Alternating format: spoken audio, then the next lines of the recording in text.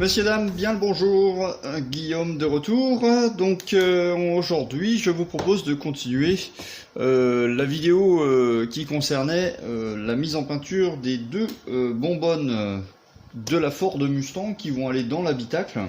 Et donc on s'était arrêté avec la panne de compresseur.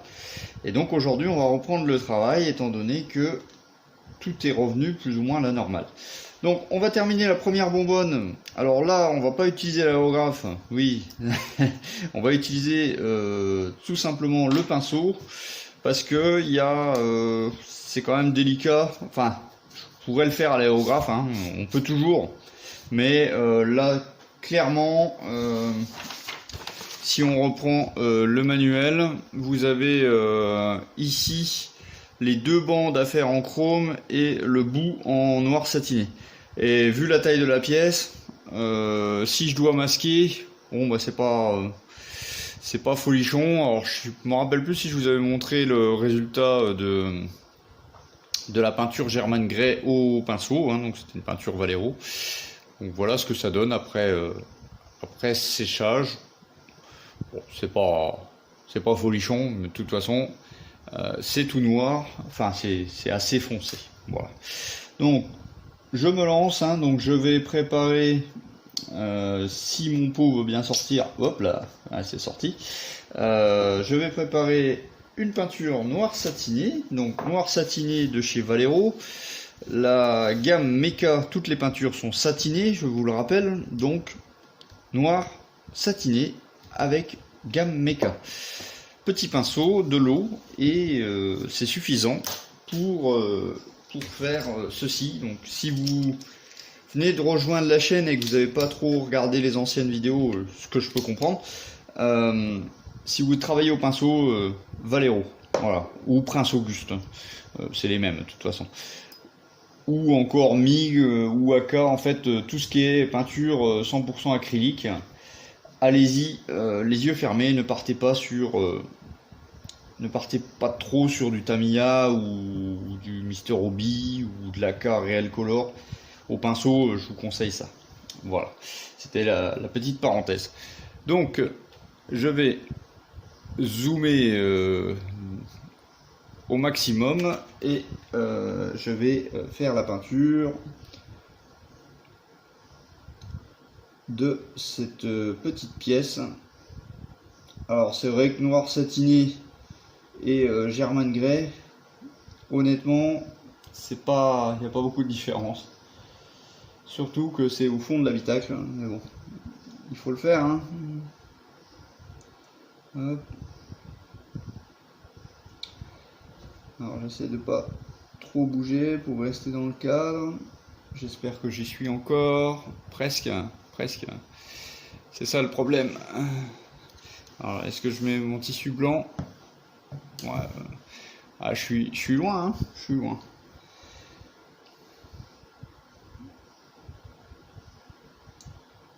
Hop, alors je fais vite, hein.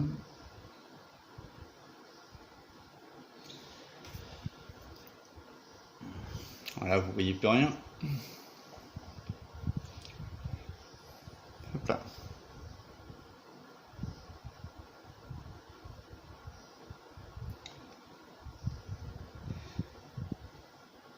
Hop, un petit coup ici.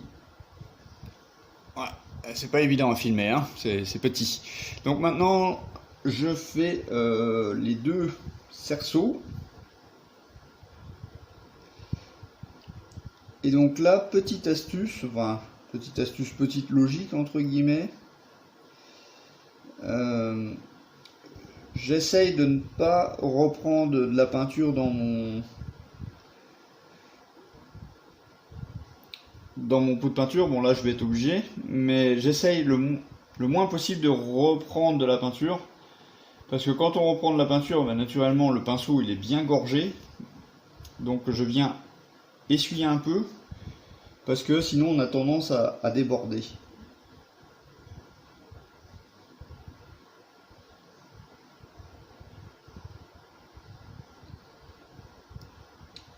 Alors pourquoi je mets du noir satiné ici? Rappelez-vous, pour ceux qui qui ont suivi leur leçon, ici je dois mettre du chrome. Donc théoriquement j'aurais dû passer du noir brillant. Mais comme je vous l'ai dit, c'est au fond de l'habitacle. Si le chrome n'est pas à 100% chrome, bah, ça m'ira très bien.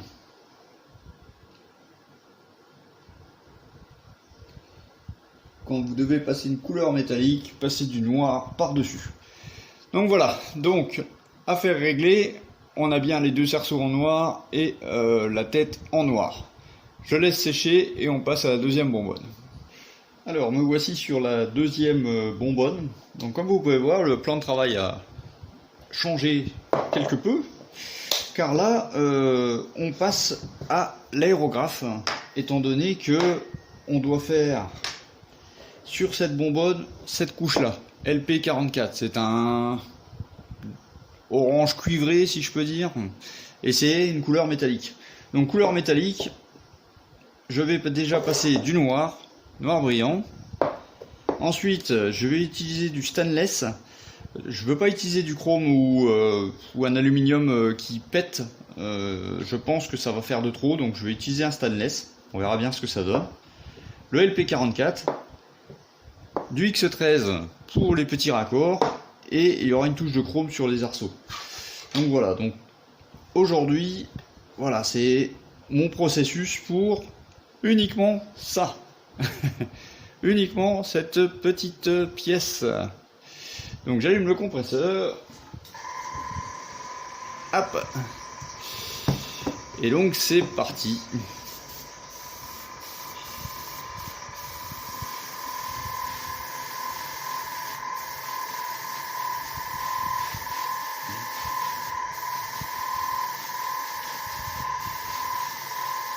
Alors j'ai pas encore lu tous vos messages pour la dernière vidéo du compresseur.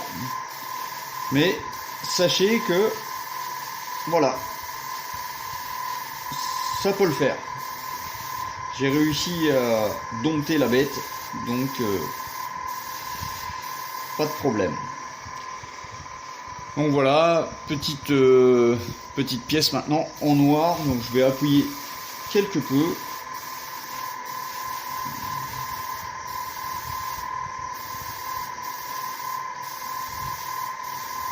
Et donc là, au niveau pression, je suis à 2 bars.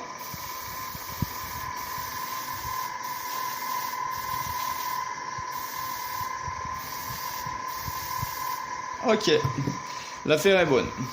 Voilà, 10 minutes se sont écoulées, c'est largement suffisant, 10-15 minutes, du temps de faire mon nettoyage, etc.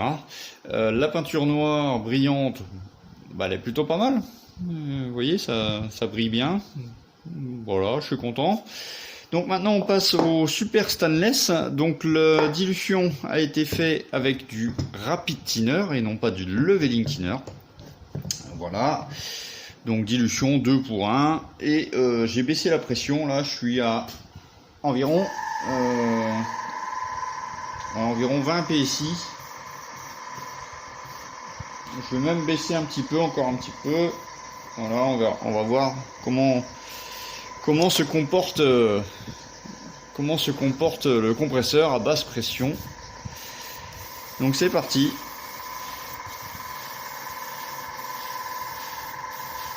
Alors là ça envoie, mais ça envoie vraiment très très léger. Ah là c'est bon.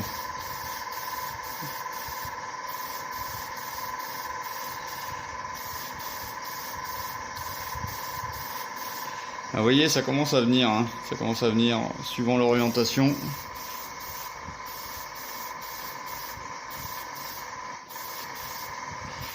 Il faut vraiment y aller en fine couche pour le métal, si vous voulez avoir un résultat.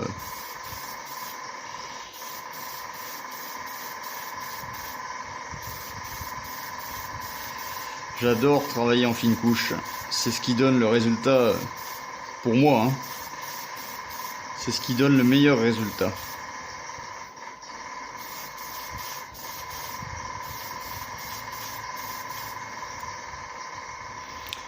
Bon ben voilà. Alors voici le résultat de la couche super stainless. Alors, je suis totalement fan hein, de ces peintures Mister Super Metallic 2 là. Même les premières générations, je les trouve vraiment top. Donc maintenant, on va passer le LP44, donc du orange, orange métallique. Donc j'ai déjà fait le mélange et on va voir ce que ça donne. J'ai acheté spécialement le pot pour ça. Vous voyez, c'est plus petit que mon doigt. Et je l'ai acheté spécialement pour vous. Hein. Sinon, je me serais débrouillé autrement. Donc c'est parti, j'allume le compresseur que j'ai oublié. Hop là. Et on va voir ce que ça donne. Je suis un peu fort là. Oui.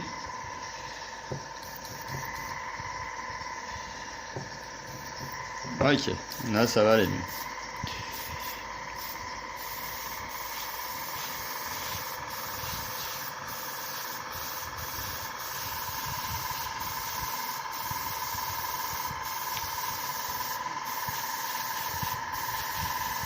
J'espère que ça va bien donner.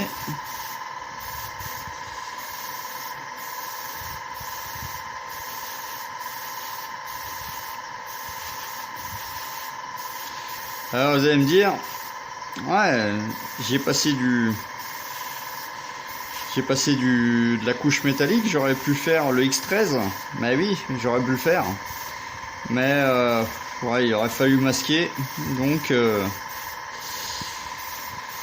j'ai pas fait. Alors là, pour l'instant, ça me fait penser à du doré. Hein. Là, pour l'instant, je vois pas trop. La couleur orangée. Là, on est vraiment sur du doré.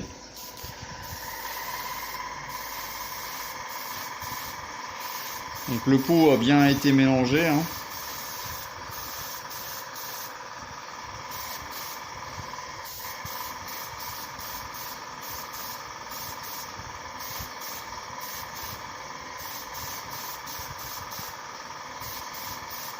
Ah, ça y est, ça commence à arriver. Ah, il faut bien insister, je crois, pour ouais.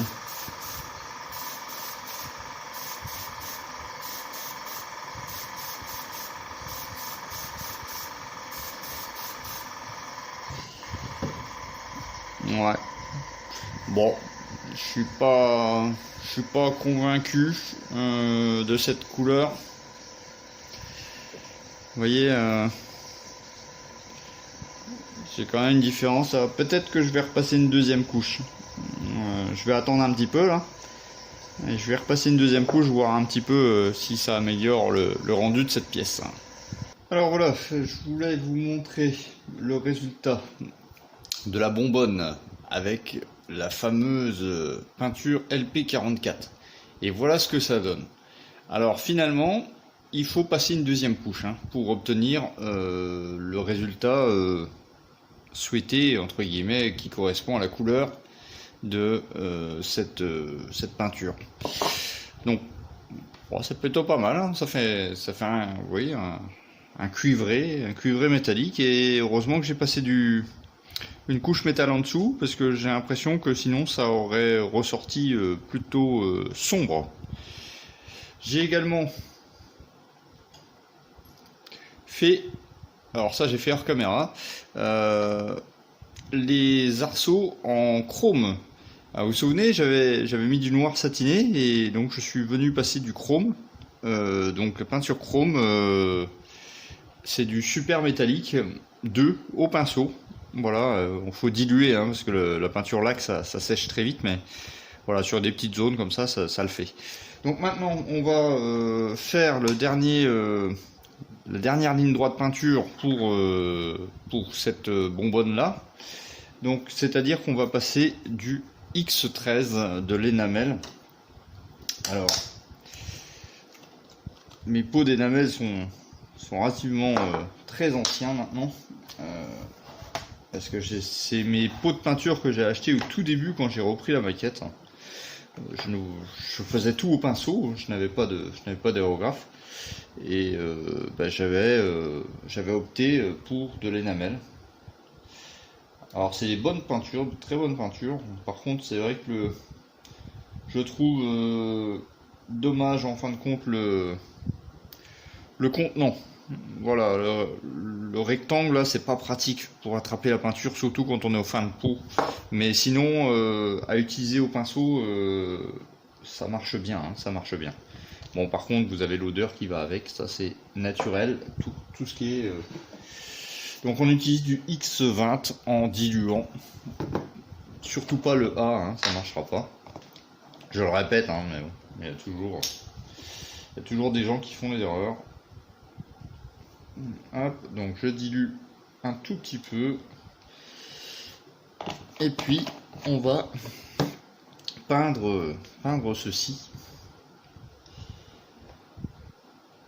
Hop là. C'est peut-être un peu trop dilué. Alors je vous montre pas, hein, c'est une palette. Je vais garder le focus. Je vais garder le focus sur le plan de travail. Hop. Voilà. Et donc on va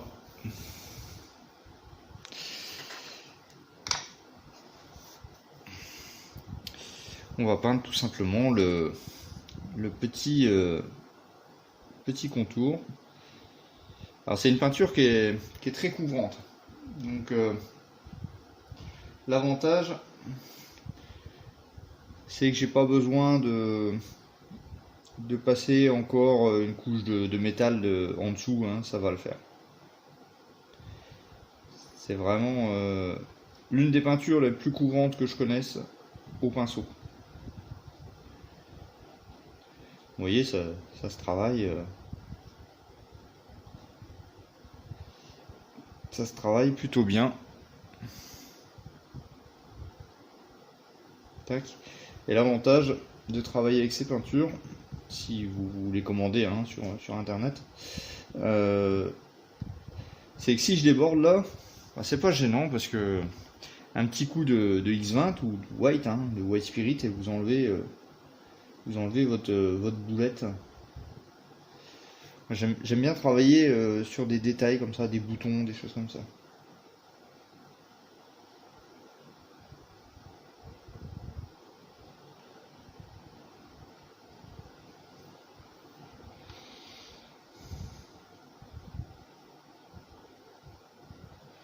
Mais je n'aime pas le contenant. Voilà, la petite bouteille en verre, je la trouve pas pratique. Je sais pas pourquoi ils ont mis ce format-là rectangulaire. Ils auraient pu très bien utiliser des pots ronds comme les autres en fin de compte, mais avec, je sais pas, avec une étiquette de couleur différente. Donc, je pense qu'ils ont fait ça, c'est pour que les gens ne se trompent pas en fin de compte entre l'énamel et l'acrylique, mais bon, avec les LP, ils ont fait comme ça, puis ça, tout le monde connaît. Hein. Ok, bon ben voilà, je pense que j'ai fait le tour. L'inconvénient, c'est qu'il faut pas oublier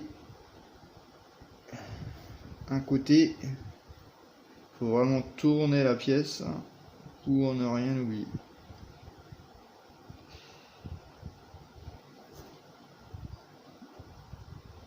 Ok, donc je passe. Alors, je vais vous zoomer encore un petit peu plus. Voilà, donc je vais faire le chrome sur la petite baguette là, le petit cerceau. Et puis on passe à la dernière action sur ces bonbonnes, à savoir la pose de décal. Voilà, alors dernière étape pour cette bonbonne, la deuxième qu'on a peint en métallique orange, il n'y a pas de décal. Voilà, je pensais qu'il y en avait, sur plusieurs, mais non, en fin de compte, il n'y a que sur celle-ci. Donc, hop, le décal qu'on va poser, si vous arrivez à le voir, j'essaie de me mettre au plus près, voilà. Donc voilà, c'est marqué quoi? J'arrive même pas à lire. 340 je crois. Marshall 340. Donc voilà, un petit coup dans l'eau. Hop.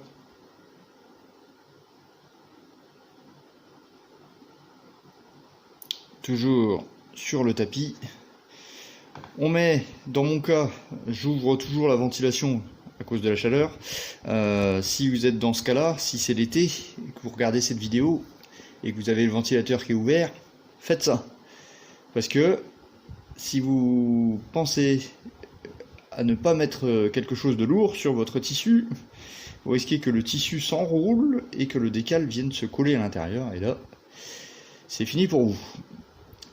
Donc, comme vous pouvez voir, quand vous avez des petites pièces, l'idéal c'est de se mettre en situation avant d'attaquer les décals. C'est-à-dire que là, moi j'avais mon bâton, vous voyez, hein, si je mets mon bâton, bon déjà pour filmer c'est pas top, et c'est pas top, il me faut une main pour tenir et une main pour appliquer, c'est pas pratique.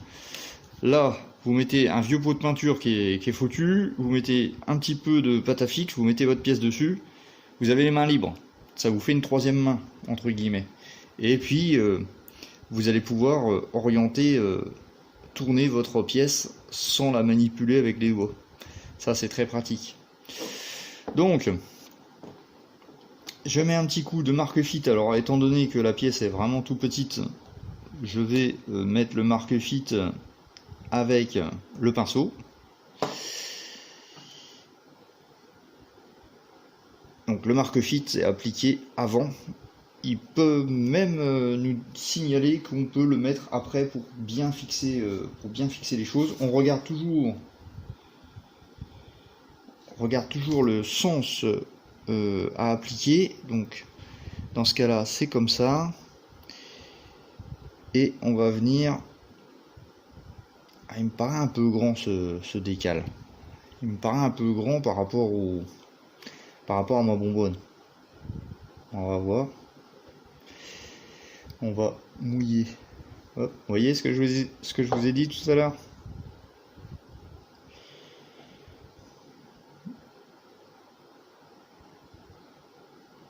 Et puis là, c'est de la peinture mat. Ce n'est pas du tout à faire. Normalement, on passe un coup de vernis.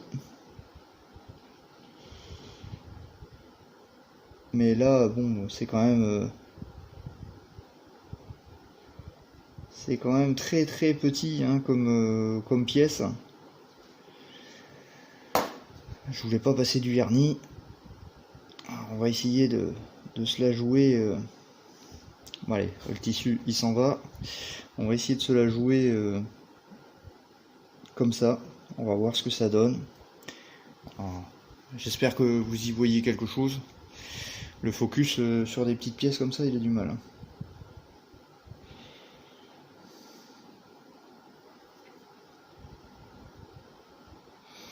Et je n'ai plus de vernis au pinceau. Je n'ai plus de vernis brillant au pinceau. Je les ai donnés. Et bah là par exemple, il m'aurait servi.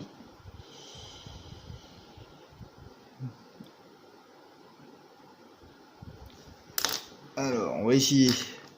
Étant donné que c'est de la peinture mat, ça glisse pas beaucoup. C'est pour ça que j'ai mis plein d'eau.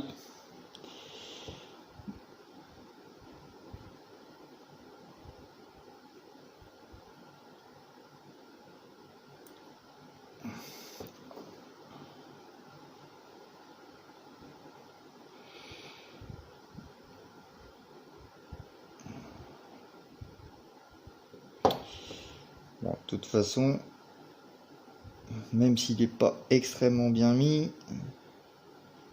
personne n'ira le voir. Mais moi, je le saurai. Ça m'a l'air d'être correct. Alors, je vous ferai un zoom après. Hein. Alors, on voit pas grand chose. Là, vous voyez.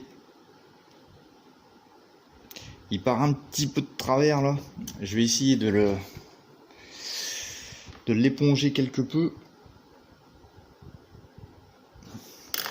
J'ai mis beaucoup d'eau. On va essayer de faire comme ça. Tac. On va y aller progressivement.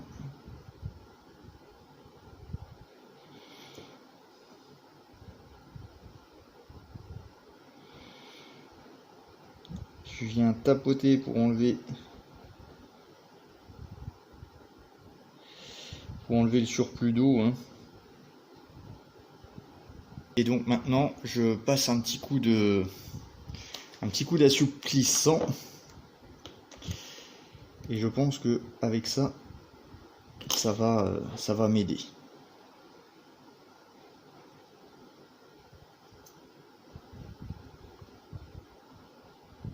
Alors maintenant le Mark Softer, je l'utilise avec mon pinceau. Je n'utilise plus le pinceau intégré.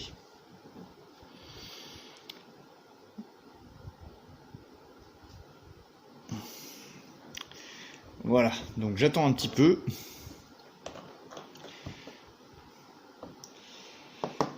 J'attends un petit peu et puis on va venir... hop. Alors, donc là, le pinceau que je vais utiliser, il est très très souple, hein. C'est pas un pinceau rigide. Voilà, ça me permet d'enlever le surplus. Et ça fonctionne. Voilà. Et voilà, voici le visuel final de ces bonbonnes. Alors, comme vous avez pu voir, c'est petit par la taille, mais ça nécessite beaucoup de travail. Alors, je vais vous zoomer. Donc, je vais en prendre juste une pour l'instant. Hop là, vous voyez, j'arrive même pas à l'attraper. Donc, voilà ce que ça donne. Donc, German Grey, noir satiné, chrome et décale pour cette première bonbonne. Voilà, je la trouve réaliste, je la trouve plutôt sympa. Et donc la deuxième, alors je les mets une par une parce que le focus a du mal. Donc je vous rappelle, on a passé primeur, peinture noire brillante, ensuite passage de super titanium, ensuite LP44, ensuite X13. Ensuite, moi j'ai passé du noir brillant sur la collerette et je viens de repasser du chrome par au-dessus. Donc ça fait pas mal de peinture, mais le résultat en vaut la chandelle. Et donc voilà, c'était pas spécialement pour vous montrer le visuel des bonbonnes, c'était simplement pour vous montrer ma façon de procéder afin d'obtenir le résultat qui était demandé sur la notice. Voilà, moi je vous remercie encore d'être passé par là, je vous dis à bientôt pour une prochaine vidéo. Sur ce, n'oubliez pas de commenter, de cliquer j'aime si vous aimez, de vous abonner, je le répète pas assez, voilà, donc faites-le si vous ne l'avez pas encore fait. Et puis on se dit à bientôt pour une prochaine vidéo.